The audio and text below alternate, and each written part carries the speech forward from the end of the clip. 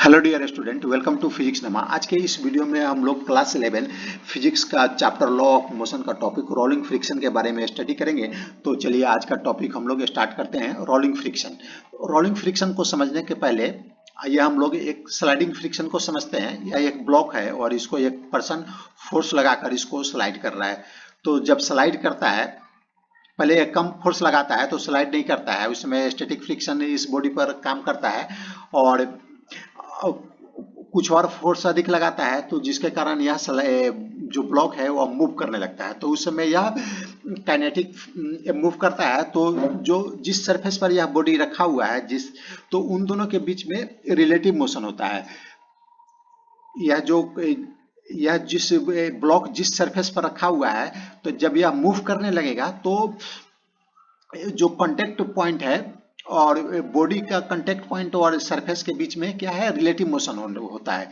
तो relative motion जब होगा तो हम लोगों ने स्टडी किया था कि जहां भी रिलेटिव मोशन होता है वहां पर वो काइनेटिक फ्रिक्शन आ जाता है। तो इन दोनों के बीच में, सरफेस और ब्लॉक के बीच में रिलेटिव मोशन है, तो यहाँ पर एक काइनेटिक फ्रिक्शन लगता है। तो काइनेटिक फ्रिक्शन के कारण इसको, जो पर्सन है, इस बॉडी को मूव कराने के लिए फोर्स लगाना पड़ता है, क्योंकि काइनेटिक फ्रिक्शन जो रिलेटिव मोशन होता है उसके ऑपोजिट डायरेक्शन में होता है। तो यहाँ पर काइनेटिक फ्रिक्शन इस डायरेक्शन में लगेगा, लेफ्ट साइड में लगेगा, तो हमें फोर्स इसको मूव कराने के लिए राइट डायरेक्शन में फोर्स को लगाना पड़ेगा। तो ये तो हो गया काइनेटिक फ्रिक्शन। आइए अब हम रोलिंग फ्रिक्शन को देखते हैं। तो रोलिंग फ्रिक्शन में क्या होता है, जैसे यह है कि व्हील है, किसी गाड़ी का व्हील है, तो जब यह रोल करता है तो क्या होता है, मूव करता है। तो देखिए इन दोनों को हम कंपेयर करेंगे। तो देखिए जब यह मूव करता है तो इसका जो कांटेक्ट पॉइंट है, यह मान लेते हैं सरफेस और व्हील का जो कांटेक्ट पॉइंट है, यह एक किसी सिंगल पॉइंट पर रहता है। और यह जो सिंगल पॉइंट है यह मूव नहीं करता है। इस सरफेस के रिलेटिव यह जो कांटेक्ट पॉइंट है यह मूव नहीं करता है। मूव क्या करता है, इसका जो ऊपर का जो भी पार्ट रहेगा वो मूव करेगा। ये आगे की तरफ जाएगा, ये भी आगे की तरफ जाएगा, ये भी आगे की तरफ जाएगा, ये भी आगे की तरफ जाएगा, ये भी आगे की तरफ जाएगा, ये भी आगे की तरफ जाएगा। लेकिन जो कांटेक्ट पॉइंट है यह मूव नहीं करेगा। उसके बाद क्या होगा, नेक्स्ट पॉइंट आ जाएगा। नेक्स्ट पॉइंट आएगा तो वह भी मूव नहीं करेगा, और यह जो आगे के ऊपर वाला जो पार्ट है यह आगे की तरफ मूव करेगा।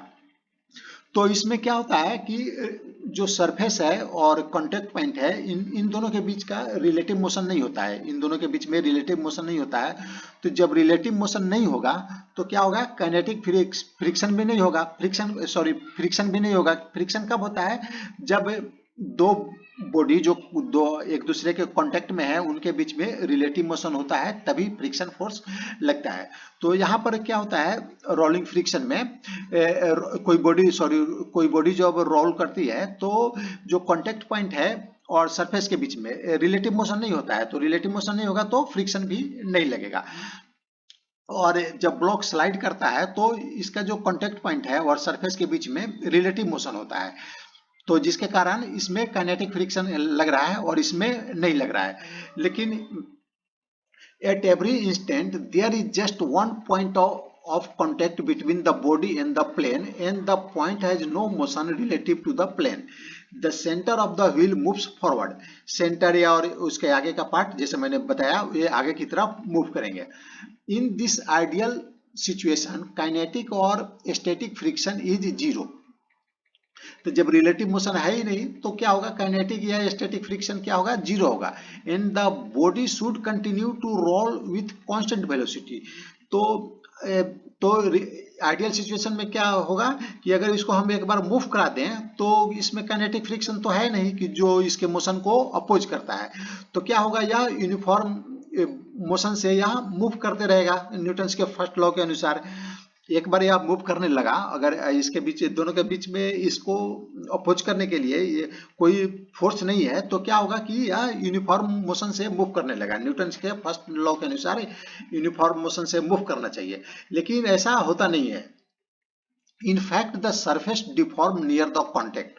लेकिन एक्चुअल में क्या होता है कि जो जहां पर कांटेक्ट है वहां पर फोर्स के कारण, इसके वेट के कारण क्या होता है कि यह जो सरफेस है डिफॉर्म हो जाता है, यह ओरिजिनल शेप में नहीं रहता है। माइक्रोस्कोपिक लेवल पर देखेंगे तो यह ओरिजिनल शेप में नहीं रहता है, डिफॉर्म हो जाता है। The contact is not a single point, और जो कॉन्टेक्ट पॉइंट है वह सिंगल पॉइंट नहीं रहता है, रादर ए फिनाइट एरिया। सिंगल पॉइंट नहीं होगा, वो कुछ एरिया रहेगा। जो कांटेक्ट पॉइंट है वो सिंगल पॉइंट नहीं होकर कुछ एरिया में वो कांटेक्ट रहेगा। इन दोनों के बीच का जो कांटेक्ट रहेगा कुछ एरिया में रहेगा। तो the front part pushes a bit more strongly than the back part. तो इसमें क्या होता है कि जो फ्रंट पार्ट है, व्हील का जो फ्रंट पार्ट है, वह थोड़ा अधिक जोर से इसको पुश करता है, जो सरफेस को है अधिक जोर से पुश करता है, और जो बैक पार्ट है वह कम फोर्स से पुश करता है। As a result the normal force does not pass through the centre. तो उसके कारण क्या होगा, जो नॉर्मल फोर्स है वह सेंटर से पास नहीं करता है। सेंटर से कब नॉर्मल फोर्स पास करेगा, जब जो कांटेक्ट फोर्स है यह इसके सेंटर पर रहेगा तो जो पास करेगा।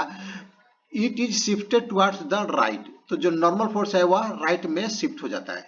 जैसे यहाँ पर ग्रेविटेशनल फोर्स mg यहाँ लग रहा है, इसके सेंटर पर लग रहा है, लेकिन नॉर्मल फोर्स क्या है, थोड़ा सा आगे लगेगा, थोड़ा सा आगे लगेगा, और इसका जो नॉर्मल फोर्स का जो वैल्यू है, मैग्नीट्यूड है, इससे जो इसका वेट है उससे थोड़ा अधिक होगा।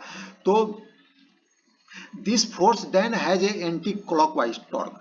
तो अब क्या होगा कि इसके कारण यह फोर्स अधिक है, नॉर्मल फोर्स अधिक है, और यह दोनों एक ही पॉइंट पर नहीं लग रहे हैं, तो इसके कारण क्या होगा, एक एंटी क्लॉकवाइज टॉर्क क्रिएट होगा।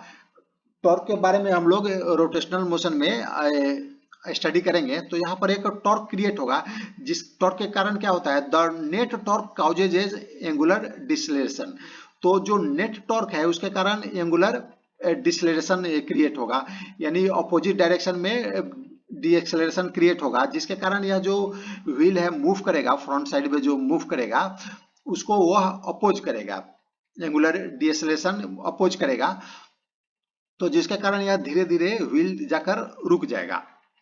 तो इसको हम लोग रोलिंग फ्रिक्शन को कम करने के लिए क्या करते हैं, या तो उसमें ग्रीज लगाते हैं, जो जो फ्रिक्शन जहाँ पर जो फ्रिक्शन होता है किसी बॉडी के बीच में, तो वहाँ पर हम ग्रीज लगा देते हैं या तेल डालते हैं। आप लोग साइकिल भी चलाते होंगे तो उसमें देखते होंगे कि रेगुलर उसमें जहाँ जहाँ बॉडी के जो मूव करता है जो पार्ट, उसके कॉन्टेक्ट के बीच में जहाँ जहाँ कॉन्टेक्ट आता है वहाँ पर हम तेल डालते हैं, ताकि वह फ्रिक्शन को कम कर सके और जो साइकिल है वह आसानी से मूव कर सके। और दूसरा है, जो इसको हम लोग बॉल बेरिंग भी डालते हैं, जो जो कांटेक्ट पॉइंट है, जैसे यह व्हील का सेंटर का पार्ट है, तो यह तो मूव करता है, जो सेंटर वाला पार्ट है हम पैडल मारते हैं तो यह मूव करता है, या जो व्हील है उसका सेंटर का पार्ट भी यह मूव करता है। लेकिन यह जो पार्ट है टायर का या व्हील का जो पार्ट है यह मूव नहीं करेगा। यह जो कांटेक्ट पॉइंट है यहाँ पर, यह तो अभी हम लोग ने देखा कि यह पॉइंट मूव नहीं करता है। तो इन दोनों के बीच में क्या होगा, इसके और इसके बीच में रिलेटिव मोशन होगा। तो इसको हम लोग कम करने के लिए क्या करते हैं, बीच में यह स्फेरिकल शेप का बॉल होता है, तो इसको बॉल को हम लोग अंदर में डाल देते हैं। तो बॉल को डालने से क्या होगा, यह देखिए, अब इन दोनों के बीच में क्या होगा, रोलिंग मोशन होगा। तो रोलिंग मोशन होगा तो रोलिंग मोशन के कारण रोलिंग फ्रिक्शन होगा, तो रोलिंग फ्रिक्शन का वैल्यू बहुत कम होता है compare to sliding friction. Rolling friction का वैल्यू बहुत कम होता है, तो जिसके कारण इसके कारण यह आसानी से मूव करेगा। तो इस पर इसको मूव कराने के लिए हमें कम फोर्स लगाना पड़ेगा। तो आज का यह टॉपिक समाप्त हुआ। Thanks for watching.